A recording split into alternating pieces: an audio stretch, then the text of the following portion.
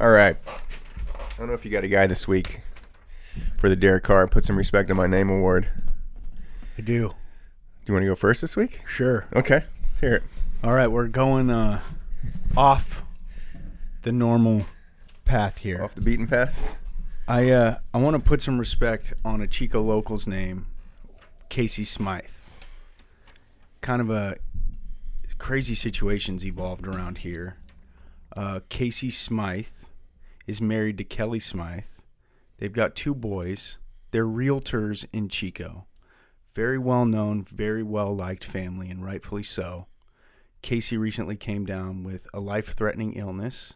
He's been treated at UC Davis Medical Center. It was a shock, and they've kind of had to handle some adversity. And luckily, Casey appears to be on the mend in the latest update from his wife, Kelly. But what was incredible about the situation is how much the town rallied around Casey. There was a GoFundMe page started by one of his friends that raised tens of thousands of dollars within a matter of hours for their family. They've had other ways to generate some interest into the situation and support, including a website where you can purchase Team Smyth shirts. I got one. Looking forward to rocking it. And the story caught my attention. I don't know Casey and Kelly particularly too well. I do admire them from afar. And we go way back. Kelly was a tremendous basketball player at Butte College. And when I was first starting out as a sports reporter, I would cover her games. She was in the backcourt with Morgan Kamey, and they ran circles around their opponents. They were incredible. Mm-hmm. Kelly was an amazing scorer. Casey was a baseball player at Chico State. Very solid player. Didn't hit for a lot of power. Line drive hitter. Played tremendous defense with the glove. Lay down a bunt. Moved the runner over. Played the game the right way. Did the right things. Hit line drives all over the field. When I was struggling to find a story one time, and the Outlaws and the Chico Heat were coming back into the scene, which was an independent baseball team that had been around in Chico in the 90s. They had left for a while, but now they were coming back, which was big news for Chico. It's a baseball town.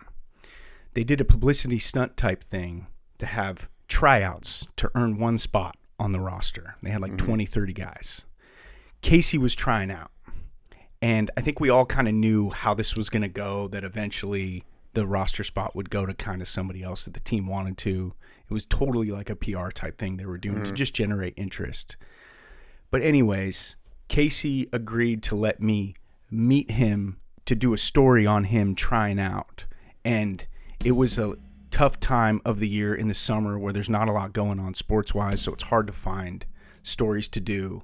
And I was still getting acclimated to the community, so I was still trying to build my network, still trying to figure out, ways to communicate with people and get stories done. And Casey did me a huge solid by agreeing to meet me and let me kind of focus on his journey of trying out for this team. And I just kind of remember thinking about that when I noticed that he was sick and fighting for his life. And it just kind of brought back like, man, this guy did me a solid back in the day. And I appreciated that.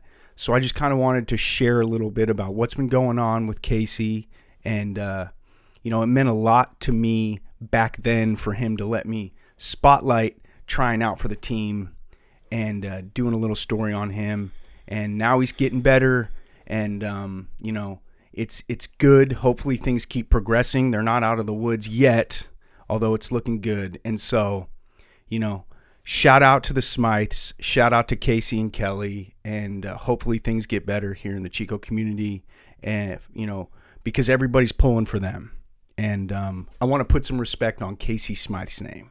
And we'll put links to all those sites in the down below underneath this video.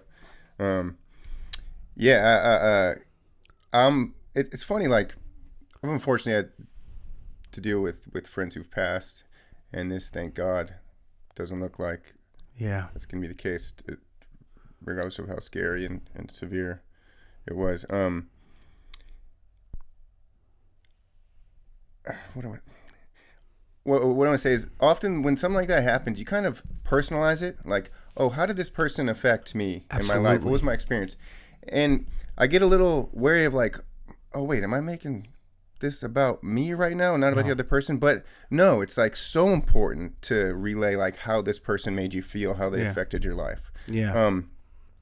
So for me, like I feel like I've kind of had two lives in Chico. I'm a Chico High guy. Left after that to go to the Army at LA, blah blah blah. Came back 12, 14 years later, and I kind of have had this second life here. And in this second life, I've become friends with all the PV guys in our adulthood, in our mid-30s. Traitor. 40s. Yeah. Those are just kind of the people I gravitated to in my adult life. Sure. For whatever reason. And a lot of that involved working with the Commons, with Byron Heatherton and Garth Archibald. Jesse Grigg as well, but he's a Chico High guy, so he doesn't count. Love Jesse. But shout out Jesse. But being around, this whole kind of group of now grown adults with kids and families and careers that grew up with each other. Yeah. And by the way, Aaron Rodgers is of their class as well. So they all have gotten to kind of experience that peer success as a community with him too. But what I want to say about Casey is that there are a few of these guys that when I met him, I was like, holy shit, I need to be friends with that guy. Yeah. Just and I swear I'm not just saying that about Casey. Yeah. And I don't say that too often. It was genuinely one of those unique people. Yeah. That I would just I'd talk about him when he left, like with my other buddies now. Like, who is this dude? He's awesome. And we'd sit and have great 20-minute conversations when we see each other at the Commons. And he's an awesome man. Yeah. Objectively. Yeah. So that's what I want to say. You make a good point. I do Run Ross Run daily videos where I go out and just run, and I'll share what thoughts are on my mind. Making these videos helps keep me accountable for running because I somehow feel like people are depending on me to keep sharing these videos. But it's good. It's a little bit of like a motivational type thing. And I wanted to share a little bit about the human interest side of this story, in that, here was somebody that's very well liked in the Chico community that's sick, and it came fast, and it's really scary. And now he's fighting for his life. And the amazing thing about this is how much the community rallied around to support him. And so when I was doing my running video, that's what I kind of wanted to focus on. A little bit of it was not just like, hey, we're thinking good thoughts and I'm thinking good thoughts. And, you're thinking good thoughts. Everybody's thinking good thoughts. And look at what the community has done to step up and show support for them, which goes to show you, how much he's liked and what you're saying. And people gravitate towards his energy. And he's a good dude. And he was fun to interview and interact with during that time. So you do personalize it. Absolutely. But, in this case, in this situation, I feel like it's a reflection of kind of everybody, wanting to show some support for the Smyths and hoping that, things get better. And it's looking like that's going to be the case. There's something, I don't know, man. I'm sure every town says this to a degree, but there is something about this town. And I've heard it from people who aren't from this town that we all kind of have 1,000 friends. And I'm not exaggerating. Yeah. Like people that some obviously better than others, and I think part of that is social media world where we all are kind of connected now at all times in a sense. So that's, I think, a big part of it. But no, this town's special. And it's the reason why, dude, I'm a city person, honestly. Like most things about me, my personality, but I stay here. Like there's something that gravitates me to this place. Yeah. Now at this age, because it's like, no, I'm proud of this community. Yeah. I want to, if I want to take on an endeavor, I want to do it here. Yeah. And I want to try and be as successful as possible and bring that to Chico. Yeah. And part of the reason why I feel confident and comfortable doing that is because there are so many people here that end of the day will support each other. Yeah. We have different opinions. Okay. I'm known to have different opinions in a lot of people in this town, but end of the day, the love is immense, and the respect and the adoration. Yeah. And the wanting success. Yeah. For all these people around you. Yeah. Right. There are not a lot of haters in this town. Yeah. You're so right. And, with the LA fires, we see that community coming together in such incredible ways. We've had to do that, not just the campfire, but, there's been other scares as well, too. Obviously, the campfire is a big one. Yeah. So we've gotten in our reps when it comes to supporting each other in the community. And, I wonder, I don't know. I'll move from this town at some point, I'm sure. Things are going to evolve, but I'll always have one foot down in this town because of how much I respect it and the people in it. And caring about the people that live here. The video that I made, it started to get shared by a lot of people in the Smyth, tribe, so to speak, and which was really cool to see. I was not expecting that when I was just sharing this story about, somebody who I had interactions with when I was starting out as a sports reporter who's struggling right now. And look at how much the town's rallying around him. And, if you're watching this, think good thoughts for him and them. And then, it started to get, shared everywhere. And it had me thinking like, okay, well, I want to provide just a little bit more context and clarity into like how Casey impacted me when I was starting as a sports reporter, even though, I'm not close friends with him or not close friends with Kelly, but I do admire them and their family. They've got an adorable family, and they're a good, powerful Chico couple, a younger couple. And I believe Casey's from this town. There's been a lot of amazing stories that people have shared, including his, former basketball coach, assistant basketball coach at Chico High that's got an amazing story out there on social media about the type of basketball player Casey was in high school and stuff. So it's been, it's a little bit of a bright light on a really, really tough, scary situation is seeing the community come together and support him. And, it's the kind of thing that makes you proud to be a part of Chico. So, yeah, I feel you. I grew up in the North Bay area. Every time I go home, I love it. But I'm still in Chico. And there's a reason I'm still in Chico. It's the community. It's a great community. Here's to the Smyth family and their future and the future of this entire town. Yeah.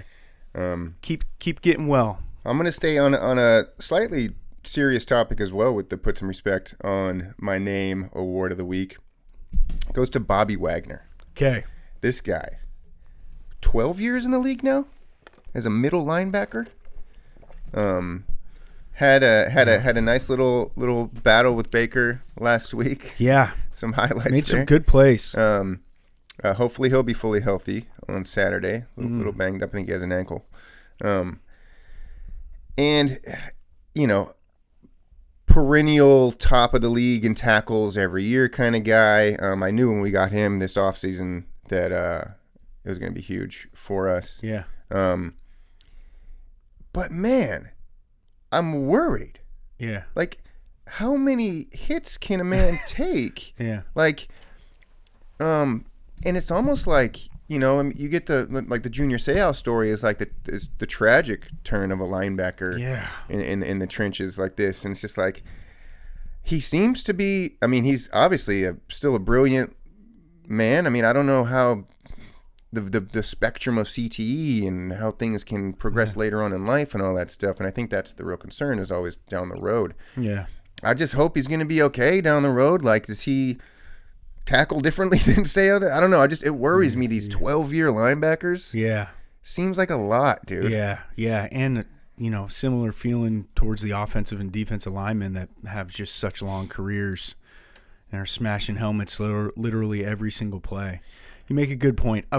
Bobby, I'm glad he's not wearing a Seattle uniform. Yeah. I'm glad he's not wearing a Rams uniform. It was hard to play him, during his prime when he was with the Seahawks. He seemed to wreak havoc on the Niners so often, and a lot of admiration for him as a player. I wonder just how different the landscape of the type of treatment that players are going to receive for things like CTE moving forward, because it's still relatively new in the grand scheme of things. And it's such a cash cow of a league that you would think that there's probably going to be better ways moving forward to treat these guys who have played in the league a long time and do potentially have, some serious, threats with CTE. And let's just hope that the NFL starts doing more and more of the right kind of thing to make sure there's avenues for treatment for him and these other players that have dedicated their careers to, providing entertainment for us as fans in a very physical type way. And yeah, I worry about that too. I mean, you make a great point. I think most of the treatment is precautionary now. Right? Yeah, right. That's where the advancements have come in. But a guy like Wagner, he's probably not. I mean, how many plays has he taken off the season because they're worried about concussions? Like, usually those are in like obvious cases, like there's a huge hit, he hits the ground. Like, it's not just like the gradualness of it that a guy like Wagner experiences. So, I think what I'm saying was that, like, this has been a magical season. Give it your all against Detroit. If we win, we go on. If we don't, like, I'm okay with that man walking off into the sunset. Yeah, like, could be about time. Retire, bro. You had an incredible end. I'm going to be following his path pretty closely, and I also want to hear him speak as much as I can. So I'd like to hear some interviews from him as well. There was a player this weekend who was rocking a Guardian cap and went up for a pass in the end zone and came down. I think it was Dobbs from Green Bay, and rocked his head back, got the whiplash thing, and stayed down. Yeah. And that was like, oh no. I mean, here's somebody who's actually wearing this Guardian cap that's available to these players now. Very few of them wear it. He's one that still hit his head on the turf hard, still stayed down for a while because he was woozy. So it's like, gosh. And I do think, I'm no doctor here, I think the back of the head stuff is more dangerous than the front of the head. Okay. I don't know. Pretty sure. So like if you get like punched, if you get like hit in the back of the head, for instance, like there's, more of a chance that you could even die as opposed to the front. So there's something to do with that. So that's why you see the more serious instances. It's like it's generally people falling onto the ground. Yeah, or like when Jaden got hit and he was out for a few days, or Jalen Hurts. It was kind of a helmet. He was going down and kind of came to the more to the back of his helmet. So maybe since a linebacker is pretty much front facing most of the time, there's not really an opportunity, because only an offensive guy's generally going to get hit in the back of the head. Maybe there's something there, but it does seem like the serious moments are when players are falling onto the ground, onto the back of their head. That's when the scary lockup moments and stuff will happen. Yeah, shoot. It's. I'm glad that we're talking. I mean, let's not stop talking about CTE just because Will Smith made a movie 7 years ago. It's like it's something we'll always should talk about. Yeah, it's scary. And when you mention that, this is something that is gradual and it's happening like right now as they're playing in these games and they're having this contact with the helmets to their brain over and over and over again. It's like, how can we minimize the impact of it now? Guardian caps is one way, and there's some other, hopefully scientific methods that will surface in the near future to help prevent the impact. So it's not, it doesn't have, as much more of a gradual impact moving forward for these guys. Well, but I think to my point though, I think that the greater risk is hitting the ground. Yeah, okay. Not helmet to helmet. This is just my amateur observation. No. I think you're right. So, and there's not much. Did I ever tell you my fix for helmet to helmet stuff? No. Really weak magnets. So you get that last second is kind of that just softens the last second hit. I don't think it wouldn't cause like a jerking motion in the neck. I don't know. I haven't tested it out or anything. Interesting. But that speaks to your like kind of tech. What kind of tech can we come up with to help? Yeah, and they've evolved fields. Now they play in a little bit more of a softer grass, softer turf, even though some of the turf pellets may not be good for the health. But they're looking at ways to try and lessen we should, impact. Yes. Yeah. And, CTE is still relatively new in the landscape of areas where they need to find improvement. It's not something that was around 50, 100 years ago, right? So they're looking at it. Well, we had Ray Lewis did his famous walkout for the wild card game against the Steelers. Amazing. There's a guy like a Wagner. Insane long career of insane hard hits. Yeah. Doesn't seem to be any different now than he was then. I don't know, man. It's mysterious in a way, but I think I'm just hoping for the best for these guys. Agree. I'm right there with you. I'm glad you brought that up. That's a good call. Way to put some respect on his name and way to shed some light on his situation. Good conversation there. Okay. Let's get a couple more things in here. How do you feel about the Nickelodeon games? They're okay. I mean, we're trying to get kids involved. Yeah, like they're not involved. I'm all for it. If it's fun. It's fun for the youth. I've never really watched a full broadcast of a Nickelodeon NFL game. I've caught bits and pieces here and there. It's it provides some comedic relief, but there's the comedy for the adults. It's meant to be kind of teaching kids about the game. Okay. And because it's an incredibly complex game. Yeah, true. And I think that's what they do with the Dora pop-ups on the screen and stuff. It's like they're actually telling you what this penalty is and this and that. So that's kind of neat. Yeah, informative. Here's my gripe, though. Okay. They put the dirty bubble, I don't know what show this is from, on Jim Harbaugh after they're up 6-0. By the way, Chargers out to a start where they're going to crush them. Yeah, felt like it. And then they had to settle for 2 field goals. Rough. Felt like it should have been a 14-0 game. Then Nickelodeon puts the dirty bubble on Harbaugh. So they jinxed him? And they get beat 32-6 after the dirty bubble jinx. Harbaugh. What are we doing? What kind of negative energy is that? Who's got it better than us? Nobody. I've got the dirty bubble. We found Harbaugh's kryptonite, dude. It's the dirty bubble. I don't know what cartoon that's from. Dirty bubble. I don't either. Do you have time for a little bit of basketball? Sure. Oh, well, first of all, any other football? We got the games coming up. Anything? I think we talked about each of the matchups here. Anything else to say football-wise on your mind? No. I mean, I guess, dude, D'Amico and the Texans defense was unreal. So that was one thing that, put some respect on D'Amico Ryan's consolation prize for me. Texans Chiefs. Yeah. Ooh. I'll be rooting for CJ. You know what's interesting about the Chiefs, though? Some of their starters haven't played in 3.5 weeks. They're going to be a little rusty, I would imagine, first couple drives. We'll see if Houston can capitalize. Bill Simmons' point on this was, this is what they do every year. Yeah. And they still make they still win the Super Bowl. Yeah. It's I don't think that the time off really. Oh, okay. Bad. Yeah. They always have time off at the end of the year. Except for it's extended a little longer this year since they had the Christmas game. True. So it's not 2 weeks. It's a little bit longer. So we'll see. Okay. The Joe Mazzulla Award for Make Basketball More Like Cricket, where we discuss a weird rule this week.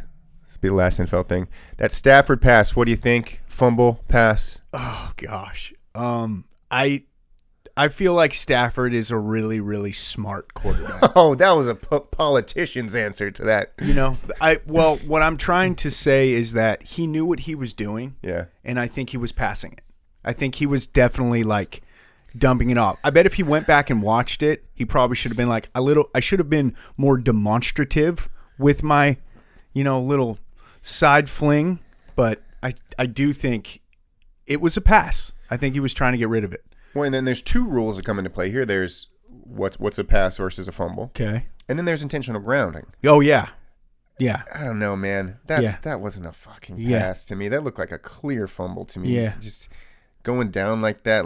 Even the flick itself could have been a fumble instead of a flick. I don't know. Yeah. That was brutal for me. I didn't like that at all. Okay. Well, I see your perspective. He got really lucky that Puka Nacua was in the area, or because of the play call that they had, he knew Puka Nacua was going to be in the area. Yeah. I think he's pretty smart. Okay. Little basketball. Okay. Before you get out of here. Just say the word. Joe Mazzulla had an interaction. The Kings beat the Celtics. Yeah, they did. Okay. They lost. They lost to. Who the fuck they lose to just now? Good team. Bucks. Bucks, yeah. And then they're playing the Heat, which are now a top 5 team all of a sudden because their coach. Next, but Mazzulla. I guess there was a 5-second violation that happened with the Celtics. Did you see Mazzulla's press conference on this? No, dude. look for Missoula's press conference every game. Yeah. They're amazing. Yeah, and he's pretty cut and dry. The reporter, Joe, what'd you see in the 5-second violation? Yup. That was Missoula's response. Just dead, a little, like, slightly crazy eye that he has. Just, yup. What'd you see on it? Yes. So you saw it was 5 seconds? Sure. Dude, it's brilliant. I love that guy. We're gonna have to do Joe Missoula kind of comedy role play. Yes. Improv? Okay. We're gonna have to do some Missoula improv in the future. I'll play Missoula. That's interesting for me because there are some, like, there's been some exchanges he's had with reporters in the past. Like, someone was asking him about the City Connect jerseys, and he was like, did the same kind of just totally brushed them off. But to me, what that said to me is like, Joe wanted questions about the game. Yeah. In that moment, he didn't really care about like the City Connect jerseys or what the athletes are wearing out on the floor. And in a post-game press conference, usually that's kind of the vibe that coaches, they just coached an entire game. Now they're doing a press conference. They don't want to be there for super long. If you're going to ask them questions about City Connect jerseys, that's probably not the right time to do it. Maybe the following day during shoot-around or something. But this was about the game. This is about basketball. Yeah. So that's kind of weird that he was super cut and dry in that case, too. It's like, this guy's got a bit of a tude problem. Joe does Joe. Joe does Joe. Joe knows. God, that guy's fascinating. Okay, Jokic. Well, first of all, I mentioned the Rockets. I mean, the top NBA teams now. Yeah. These small markets. We got OKC and Cleveland, top two. We got Houston and Memphis now. And I guess Celtics are the fifth. Loving the small market success in the NBA. So far. Yeah, it's amazing. I don't think people anticipated Cleveland to be as good as they are. Certainly OKC was going in as one of the regular season favorites, but Cleveland's surprised. And Houston. It's going to make for a really great and dramatic playoffs because we're still going to be believing in the teams that have been there and done that. But these other teams now are going to have better records, so it's going to be high drama, high competition this playoff season. Play-in ratings are going to be through the roof. Go NBA ratings. Let's go. Jokic, the quickest to 15,000 points, 7,500 rebounds, and 5,000 assists. He just had his 5,000th assist. Quite the career shaping up for Nikola Jokic. I love the guy so much, man. He's so fun to watch. I can't stand him. I think he's just so brilliant. I love how much we disagree on Jokic. This is going to be good for the pod. He's so athletic. It's crazy. He just saunders up the floor in the most smoothest of ways and drops just no-look passes from his big frame. It's like, how is this even possible, dude? How are you this coordinated for your size? It's ridiculous. I just worry that he's putting a lot of miles on those joints, and I worry a little bit about the type of shape he's in. I know he's in shape, but how long can he keep this up? Can he play a super long career? I don't know. Yeah, well, I mean, Kareem had a very long career, and that was back when they were banging down the post constantly. Now there's a little less contact in today's league. I mean, there still is. Yeah. But, I don't think it's a matter of injury.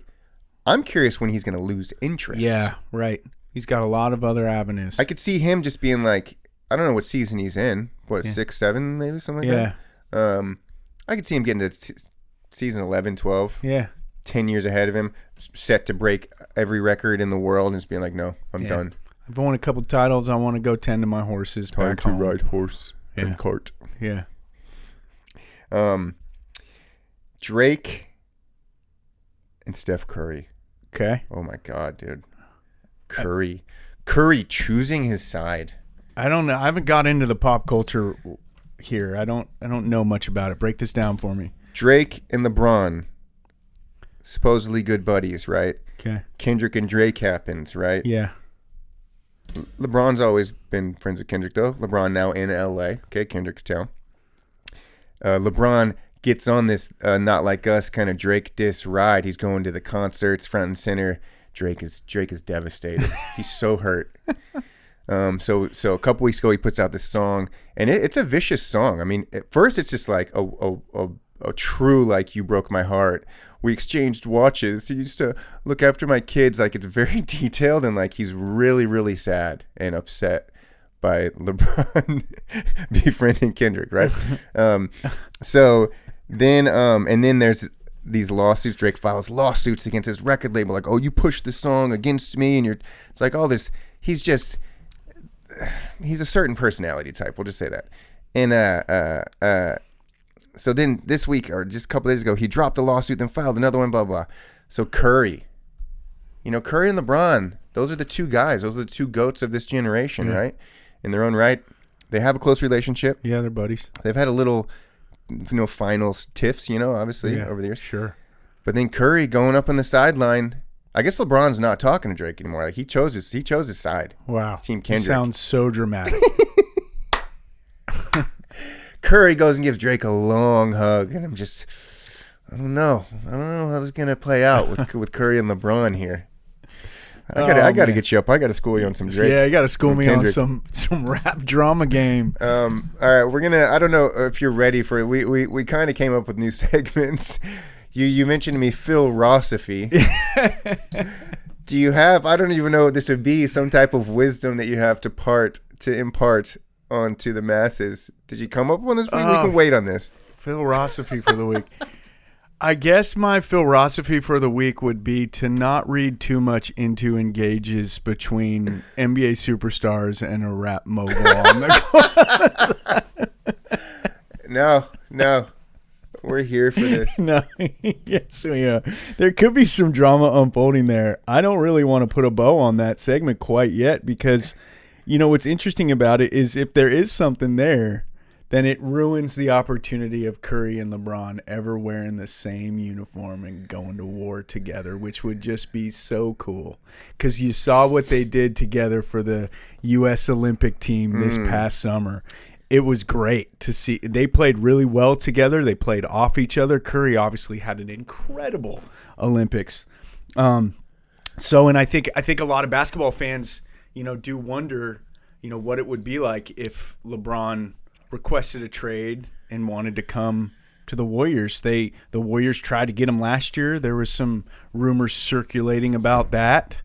Some reports from people like Brian Windhorst, who knows what's going on in the league, was saying that the Warriors were trying to get LeBron. Yeah, but what I just heard was that Curry is like giving up on the season. Yeah. Like, don't worry about getting free agents. Like, what's that about? Did you read into that? I did read a little into that. I saw a story about that. My take from it was that he's saying do not sacrifice the future of the organization by trading away guys like Jonathan Kuminga or Podziemski, or trading away a bunch of first-round picks and maybe some other young talent they have on their team to go get someone like Jimmy Butler.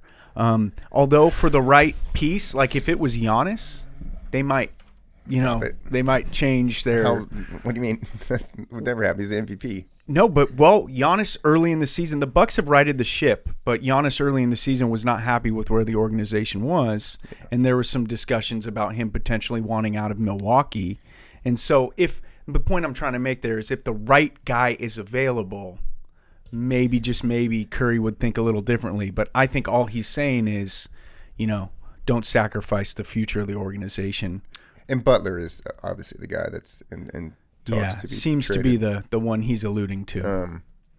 Giannis averaging more than Shea now per game.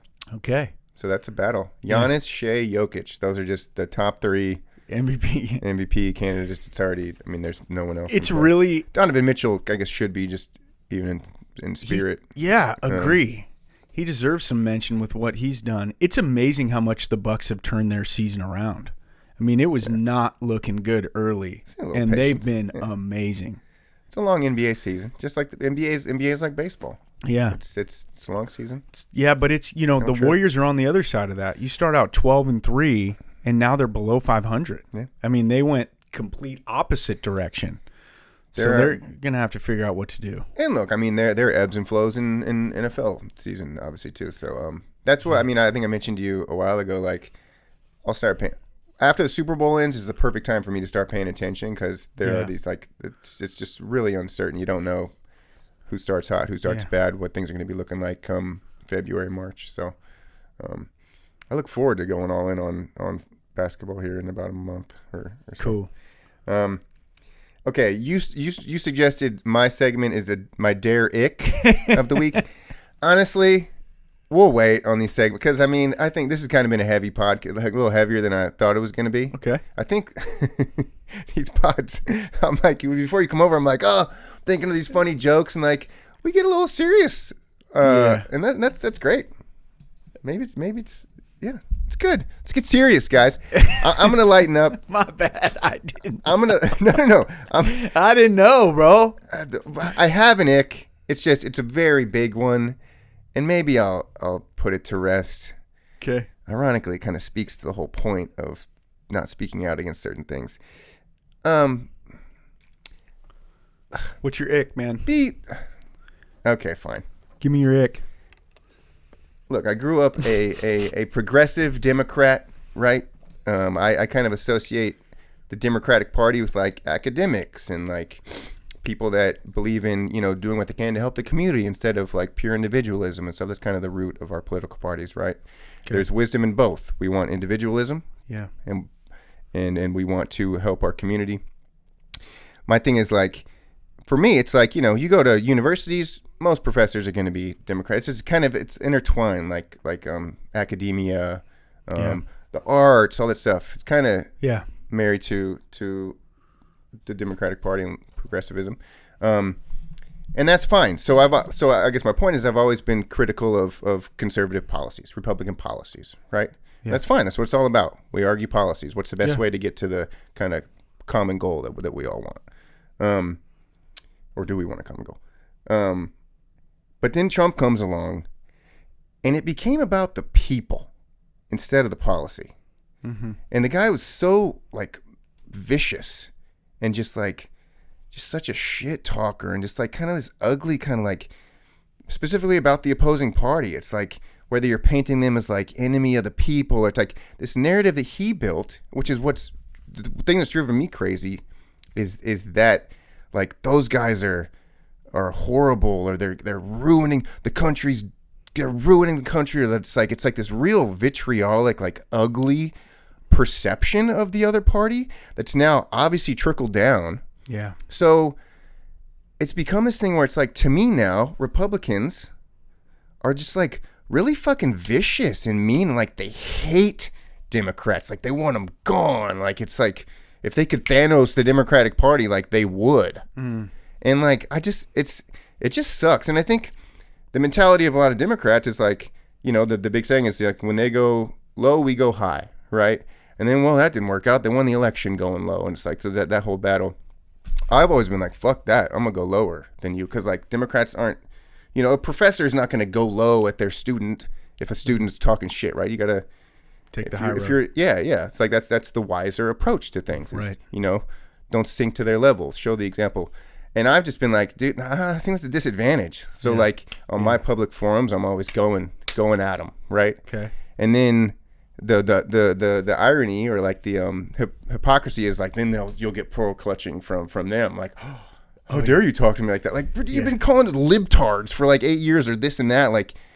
So this just came to like big time with the LA fires, and it's like blaming the policies of liberals for the fires or their just misinformation, like there wasn't enough water, the fire department's understaffed. Like, it's just like going there, or then like the worst case, people will be like, good, like they deserve it, or like I want them, like the evil ones amongst us, like the signs in their car saying like I'm glad, I hope they all burn. Like it gets severe. Yeah. So what do we do about it? Yeah.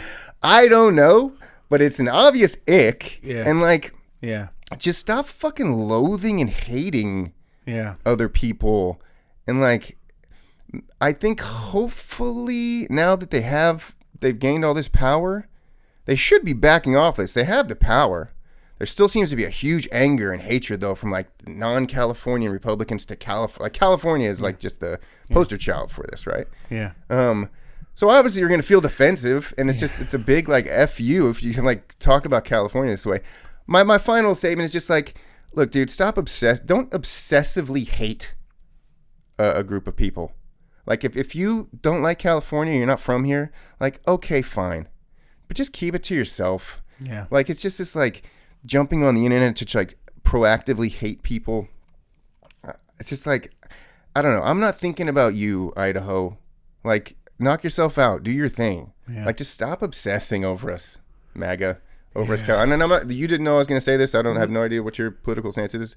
But as Californians. Yeah. And, like, and obviously, Gavin Newsom is just, like, horrible, evil. It's just, like, it's not grounded in any, like, real academic conversation or thought or opinion. It's just, like, bully. You suck. Blah, blah, blah. Yeah. Like, literal name calling from the top down with the president is how it's been for 10 years. So it's exhausting for people that do read the news and want to pay attention to the discourse and everything, which I'm a person who's like that. And yeah. I don't know. Hopefully, I don't know how to get people to not be so fucking mean and just, like, insensitive. Yeah. I see what you're saying. I do have some thoughts. It's good rant. Good go. I liked it. Thought-provoking, no doubt. I wonder how the landscape will be in a couple months, because I feel like then, Democrats will have fully given over the power to Republicans as we move into the Trump presidency. We got 5 days. It's January 15th right now. So we're still in the last stages of the Biden presidency, so maybe that's factoring into a little of this, is one thing. Another thing that I thought of was, bringing it back to policy and, how sometimes it doesn't really feel like that. Maybe now more than ever, that we're attacking people. Mm-hmm. Is when there's a school shooting and there is a person who's suffering from mental health and they pick up a gun and they go in there and they kill a lot of people. Super unfortunate, scary, awful situation that seems to happen. It's hell on earth. Right. Yeah. And then a lot of Democrats go, well, we need to ban guns. Mm-hmm.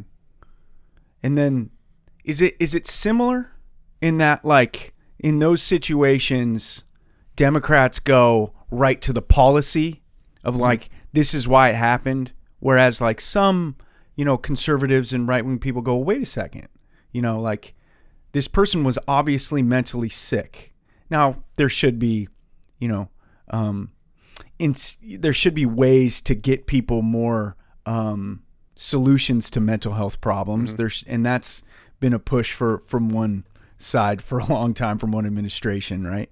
But I just wonder if it goes both ways. And I don't really mean to play devil's advocate. I just wonder if in these scenarios, we as a race are so caught up in it now that, like, our way's the right way and your way's the wrong way.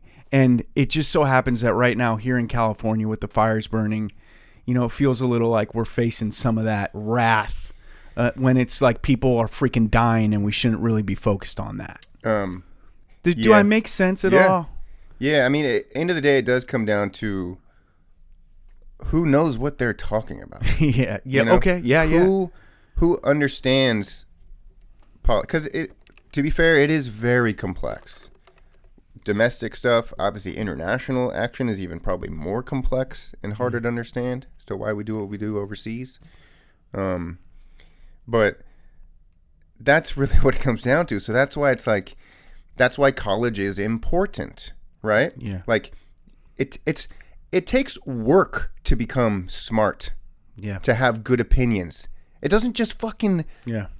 Everybody has a phone in their pocket now in a forum, so they think that their opinions are good just because they can put it out there. Like, no. Yeah. Your opinions suck. You're great at this thing that you do. Like, you're successful. Like, you might have a great house, great family, and your success in this now makes you think that suddenly you know a thing about, social policy or what have you. And so that's what makes it kind of like a, an impossible battle to a degree, is like, so you have to sit down with every single person and go through, like, complex policy. That's, I guess, kind of how it used to be, more so, because if you just you got to put a lot of time into those policy conversations. But yeah, it's hard to run a democratic country. Yeah. End of the day, it's hard to run society as well. And every day, I guess we're just doing our best. I don't know. Yeah. Well, I think the worst part about all this for me is when we have everything at our disposal, right at our fingertips with a cell phone, and people are getting their information from TikTok, which we very well may soon not have access to, which is terrible, but maybe in a way kind of a good thing. The point I'm trying to make is like people aren't reading enough. They're not studying enough. They're not going outside as much. They're not immersing themselves in these situations where they may mature in a light that they weren't going to otherwise because we look at our phones too much. We're getting our information from TikTok. We're getting our information from social media. We're getting our information from forums where there's a lot of like internet warriors, keyboard warriors sharing their thoughts that, you know, they're not even very educated on. Like we're in an environment that's a product of social media. And it's so hard to know what information is good information. Yeah. Basically. And I get that. That said, social media just replaces reading the morning paper, which everyone did for some people. It replaces watching the news. So like phones are not all bad. No, TikTok is certainly not all bad.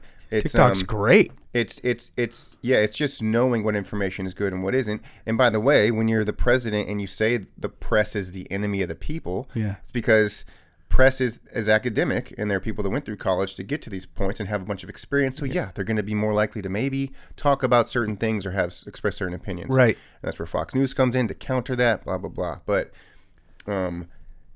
it's that basically it's like, oh, yeah. Oh, you know nothing's at the New York Times or Washington Post or whatever it may be, like these solidified institutions that are all flawed too, of course, and they can be, but it's just it's like the high school dropout that became a real estate salesman now is doing well in their life. Like they're saying that no, you the expert, you don't know anything. I know about firefighting. Yeah, I know about this. Like you don't know shit, dude. Yeah. Like, and so it's Tom Nichols called the death of expertise, where it's like suddenly there's no like gate. There used to be like and I get how gatekeeping is can be bad in some senses, and like not everybody having a voice is bad in some senses, but it's like you used to have credentials to work your way up to have a public forum.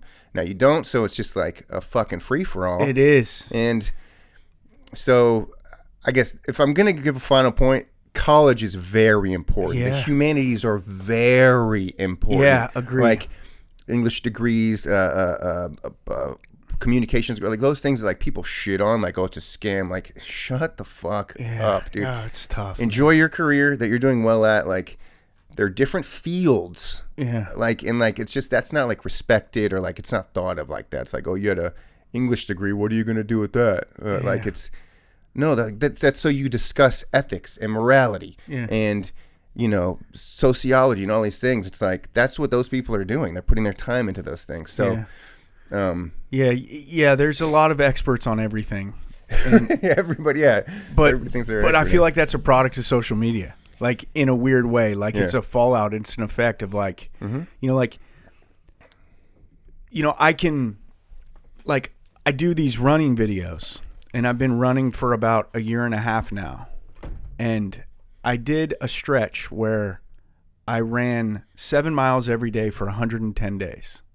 And it wasn't until like I hit the end of that stretch where I realized to myself, like, well, now that I've been doing this every day and I've completed a half marathon and I've run a couple other long distances, it's like, and I'm buying the gear and I'm wearing the right shoes and I'm doing a little research, like looking into this, like, can I legitimately call myself a runner right now? Like, am I no longer suffering from imposter syndrome, which is a very popular topic now, and kind of what you're talking about? Like, everybody's an expert on everything. There's a lot of imposters out there. And it's like, I think at that moment it was like, well, yeah, I kind of am a runner, and that's kind of cool. But what I could have done is I could have just gone out one day and been like, I'm going to go run 4 miles. Right. This is the first time I've run 4 miles in the last 2 years, but I'm going to tell everybody what they need to do to be a runner. And it's like, that's what's happening a lot.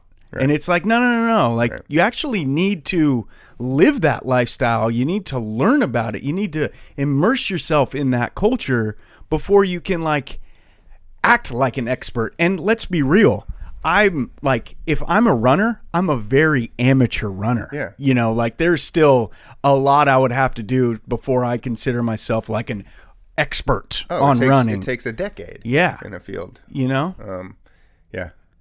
Well, look, we're not going to have conversations like this often. I don't think it's a sports podcast, so we do want to keep sports. I try to bring in the running element for you. I think this is unique, and this is just for the listener. If you're still here, if you've listened to this last 25 minutes, it's January 15th. The inauguration's in 5 days. It's just that kind of time to vent. Yeah, sure. This is it. I promise. I won't just move forward. No, I'll have other podcasts for this type of thing. I like it. Hopefully I could be on those podcasts. Oh, 100%. Empathy. That's how I'm going in to all this now. And look, the pendulum swung back. We've had Democratic leadership in this country for a long time. If a Democrat was to win, it would have been 16 of the last 20 years at the end of their term where a Democrat's been in power. We need 4 years of a Republican right now. Mitt Romney, you know what I'm saying? Like a different kind of I get that. I understand that. I'm going to go into it with faith that, hey, it's going to be okay, and I'm going to have some empathy, baby. And I'm going to, just try and support what's happening. Yeah, and look, we only have so much control as individual people. Yeah. What were you going to say? I was just going to say, man, F all this political noise toward one another. Like, I want to go back to the days where it didn't matter, what political party my friends were involved with, man. I don't look at it like I don't judge people because of that. I don't want to judge people because of that. Right. And end of the day, I've done my best to truly separate. I'll separate what I say online versus in person. Just like that's my rule. Yeah. So I get to vent online, write essays, blogs, or whatever, and then in person, I'm not going to talk about that shit with you. We're just going to get drunk. But was there something else? I don't know. I have one more point. We'll leave it at that. AC Sports Podcast. Okay. Here it is. This is we're at an hour 35. The reason that the pendulum swings, I think, politically from top down in this country is because when you lose, it ignites a little bit more of a fire in you. Absolutely. Than when you win, right? Winning can make you complacent. Totally. So now losing, I'm a big loser in this election. I'm very vocal against Donald Trump and have been for 10 years, and I will continue to be. But now what I'm doing is I'm channeling into this, right? Build a company. Build a bigger and bigger and bigger voice, right? Yeah. And so that's why 2025 is going to be so great. I got the numbers up on the board. We can go over those later. And I look forward to really growing this thing out and growing out multiple shows. We're going to have a nice studio soon. We'll have a producer over there Googling stuff for us. Okay. Big year, big success. Ross Field. Yeah. Hold on. So, multiple avenues. Okay. Multiple you avenues. Got the time. Multiple avenues. I had the time today. My media darling of the week because of this is Jason Kelsey. Okay. I got something for you. Okay. You're talking about like channeling energy into a company or finding different ways to evolve and grow and explore. And that's part of what my running journey is about. And Jason Kelsey is in his first year since retiring from the NFL. I saw him on a broadcast this week doing analysis at a live playoff game. He obviously has his New Heights podcast with his brother Travis, which does really well. And then this weekend, he premiered the late night talk show on ESPN. And it wasn't the greatest of premieres or products, but I'm not going to hate on it. It was entertaining. He opened the show by chugging a beer. Awesome. Then he had on Joe Buck and his wife as the guests. In the middle of the interview, Jason breaks out his cell phone, gets Kylie, his wife, on speakerphone and has her tell Joe that she was disgusted with him until she met him and then found him really charming. But it was all happening while Kylie was on speakerphone. It was good, entertaining TV. And it had me thinking, like, we do a segment like Media Darling, and we just wrapped up this kind of podcast before I just carried it on even further like a knucklehead with, some discussion about, like, the importance of exploring different avenues. So I think what Kelsey's doing in the first year since playing football is pretty cool. He's got a lot to do. He's involved in a lot of different areas. AC Sports Podcast. Great talking to you, Ross. Go Commanders. Go Jaden. Beat the brakes off the Lions. We got the Battle of the Dans at head coach. Very similar head coaches. I skipped that point. I forgot to talk about the point. Let me get into that last second. That's what that was. The Commanders, Lions head coaches. The Dans, very similar. Going for it on fourth down all the time. Super aggressive. I think we're going to have a 38-36 type of game like we saw against the Eagles a few weeks ago. Please, Commanders. Go Rams, too. Let me attend a conference championship game. I'll put down the $1,000. I don't care. Let's go, Washington.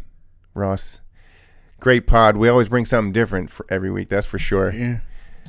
Have a great week. Have a great weekend. Peace out. We out. Way to vent.